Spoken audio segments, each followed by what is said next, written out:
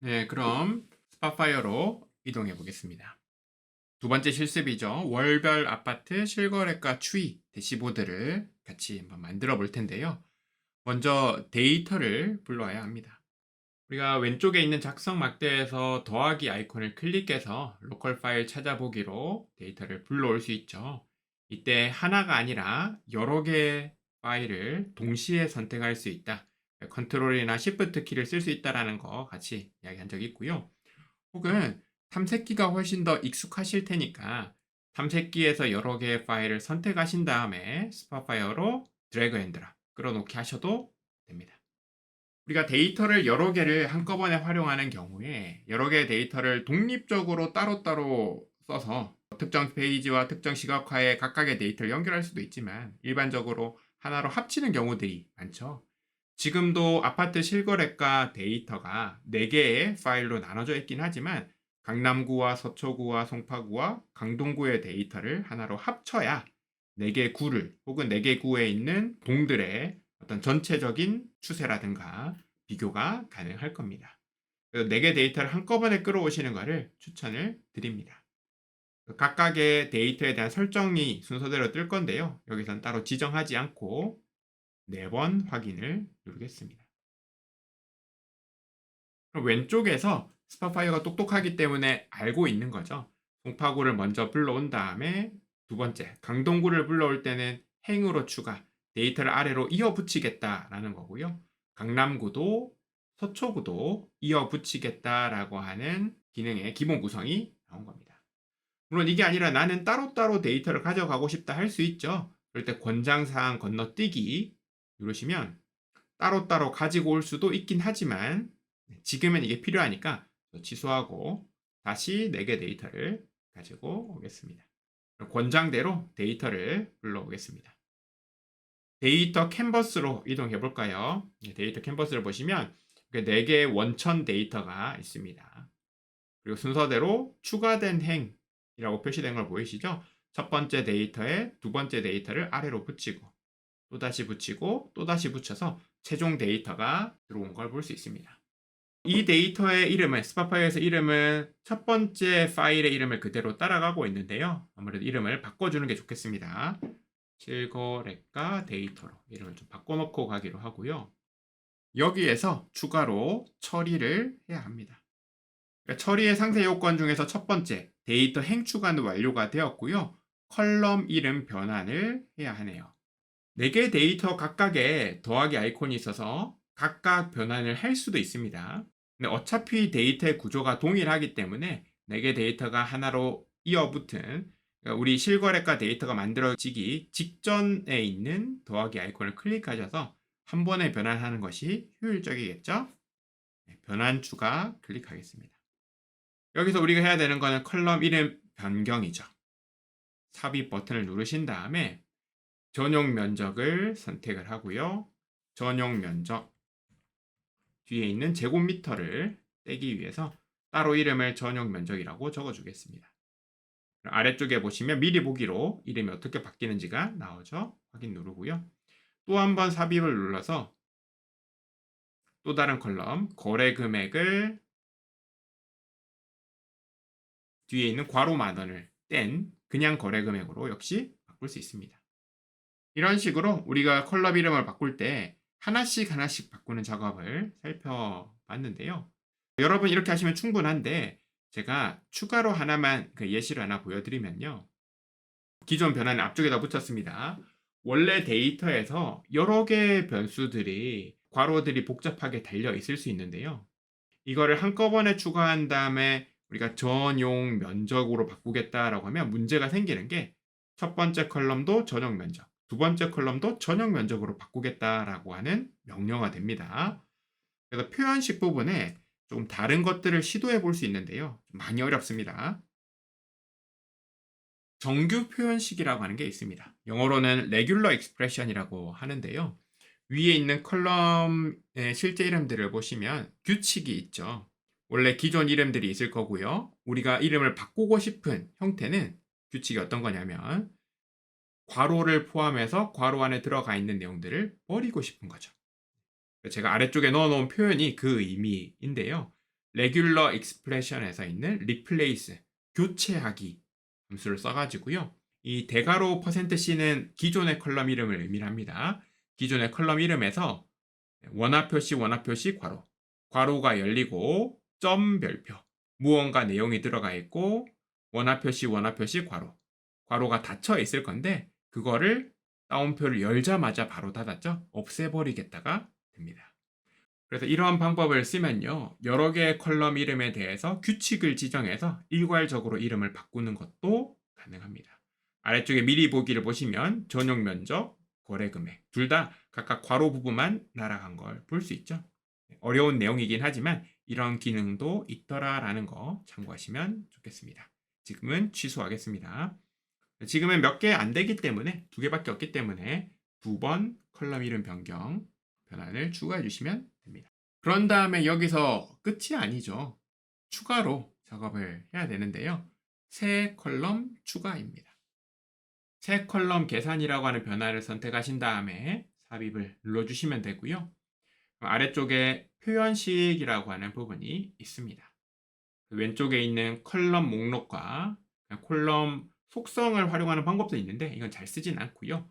오른쪽에 함수가 있어서 컬럼 이름과 이런 함수들, 연산자들을 조합해서 새로운 컬럼을 만들게 됩니다. 지금 우리가 할 건 아주 단순한 작업이죠. 2개의 컬럼을 선택한 다음에 나누기만 하면 됩니다. 먼저 거래 금액을 선택을 할 건데요. 직접 거래 금액을 클릭하신 다음에 컬럼 삽입 버튼을 누르셔도 되고요. 혹은 거래 금액이라고 하는 이 컬럼 이름을 더블 클릭하셔도 되고, 표현식 부분에서 대괄호를 입력해 보시면 추천 목록이 떠서 자동 완성 기능을 써서 거래 금액을 선택할 수도 있습니다. 여기에 나누기 연산자 넣어주고요. 그런 다음에 전용 면적을 역시 선택해서 넣어주시면 됩니다. 오른쪽 아래 버튼 중에서 미리 보기 한번 클릭해 볼까요? 그럼 처음 100개 행을 가지고 미리 보기 된 결과를 보여주는데요. 실제 거래 금액이 얼마인지, 전용 면적이 얼마인지가 나와 있고, 그 앞쪽에 보면은 우리가 지정한 표현식대로 계산된 값이 나오고 있습니다. 잘 만들어진 걸 확인할 수 있죠. 여기서 바로 확인을 누르시면 컬럼 이름이 우리가 표현식에 넣은 이 그대로가 지정이 되게 됩니다. 그래서 아래쪽에 있는 컬럼 이름으로 가셔서 새로운 컬럼 이름이죠. 단위 금액이라고 해주시면 됩니다. 그런 다음에 확인을 누르겠습니다. 그럼 단위 금액이라고 하는 새로운 컬럼이 잘 만들어졌을 거예요. 미리 보기 클릭해 볼까요? 오른쪽으로 쭉 가보시면 단위 금액이라고 하는 컬럼이 잘 만들어져 있겠죠.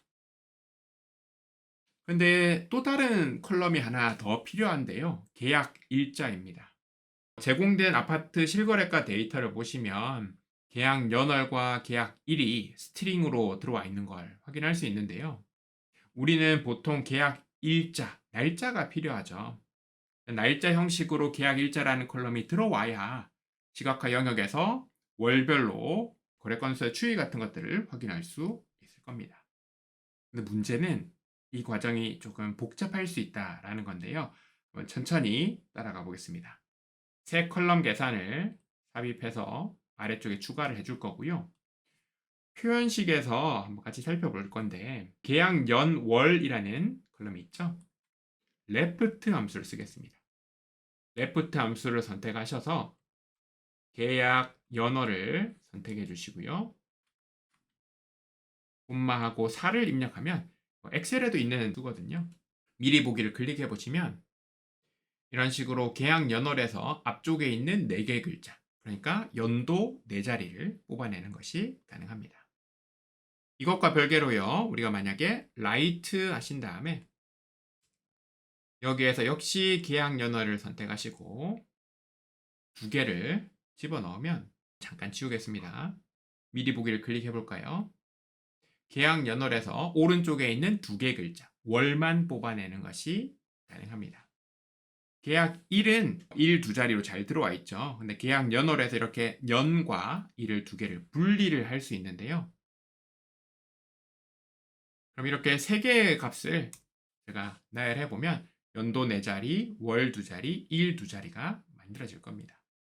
그런 다음 함수 하나를 더 써야 되는데요. date라는 함수입니다.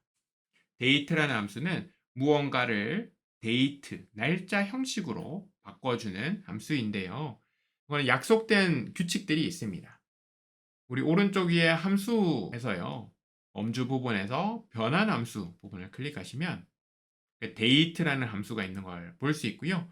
도움말 쪽을 보시면 이런 형태로 작업을 할 수 있다는 걸 볼 수 있습니다. 혹은 인터넷에서 도움말, 공식 문서 같은 것들을 검색해 보시면 이 데이트 함수를 어떻게 써야 되는지가 나오는데요. 데이트 함수에다가 계약 연월과 계약일을 그냥 넣게 되면 아래쪽에 보시면 샘플 결과에서 오류가 뜨는 것을 볼 수 있죠. 왜냐하면 데이트 함수에 들어가는 것들은 스트링, 글자가 아니라 정수여야만 합니다. 그래서 이 데이트 함수에다가 값들을 집어넣기 전에 인티저라고 하는 또 다른 변환 함수를 써가지고요. 각각의 연도와 월과 일을 날짜로 한번 바꿔주셔야 됩니다. 그럼 미리 보기를 클릭해 볼까요? 그럼 계약 연월에서 앞에 있는 네 자리를 떼와서 정수로 바꿔서 집어넣고요. 그 다음에는 뒤에 있는 두 자리를 떼와서 정수로 바꿔서 월로 집어넣고 원래 있던 계약일을 또 정수로 바꿔가지고 데이트 함수에 집어넣게 되면 이런 식으로 데이트 형식의 날짜 함수가 만들어진다라는 거죠. 복잡하죠. 복잡하긴 하지만 실습을 위해서 어쩔 수 없이 해야 되는 내용이니까 제가 미리 표현식을 만들어서 좀 공유를 드렸고요. 이게 첫 번째 방법입니다. 컬럼 이름 부분에다가 여러분이 계약 일자를 입력하시면 되겠죠. 또 다른 방법이 하나가 더 있는데요. 또 다른 방법 강의 자료에서 제가 복사 붙여넣기를 하겠습니다. 얘는 date라고 하는 함수의 두 번째 사용 방법을 떼어온 건데요. concatenate라고 해서 글자, 스트링을 이어 붙이는 방법이 있습니다.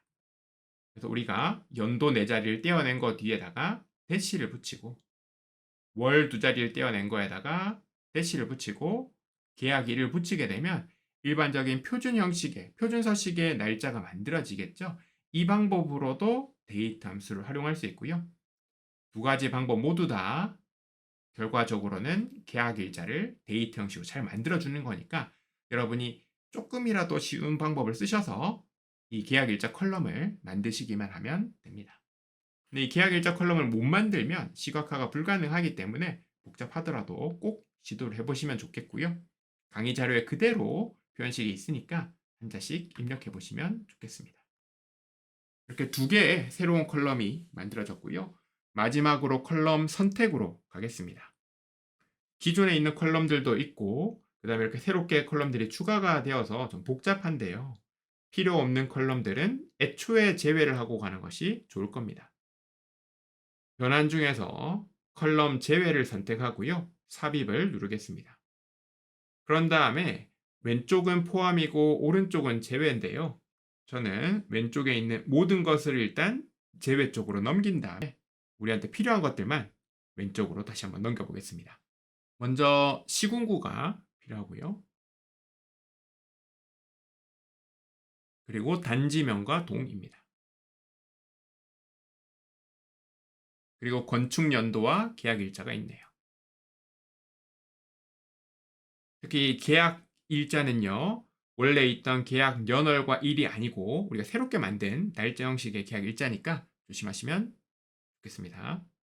그런 다음 전용 면적과 거래 금액 그리고 마지막으로 새로운 발생 변수죠. 단위 금액까지 선택해 주시면 됩니다. 확인을 눌러보면요. 오른쪽 아래 데이터 영역에서 여러 가지 변환 작업들, 전처리 작업들이 완료가 되고 최종적으로 우리가 선택한 컬럼들만 실거래가 데이터라는 이름으로 저장될 것이다 라는 것을 확인할 수 있습니다. 여기까지 긴 전처리 작업이 끝났고요. 그럼 다음 영상에서 이 데이터, 전처리가 끝난 데이터로 시각화를 해보겠습니다.